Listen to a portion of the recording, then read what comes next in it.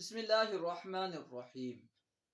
بہت سارے حضرات رمضان کے 5 یا 10 دنوں میں پورا قرآن پاک تراویح میں سن لیتے ہیں، اس کے بعد نماز تراویح نہیں پڑھتے۔ ایسا کرنا کیسا؟ دراصل یہاں 2 سنتیں ہیں۔ ایک تو یہ کہ رمضان کی ہر رات میں نماز تراویح پڑھنا یہ سنت مؤکدہ ہے، اور پورے تراویح میں کم از کم ایک مرتبہ ختم قرآن یہ سنت مؤکدہ ہے۔ اگر کسی نے 5 یا 10 دن میں ختم قرآن سن لیا تو ایک سنت ادا ہوئی، ابھی اور ایک سنت باقی ہے، اور وہ یہ ہے کہ رمضان کی ہر رات میں نماز تراویح پڑھی جائے، لہٰذا ہر دن تراویح پڑھنی چاہیے۔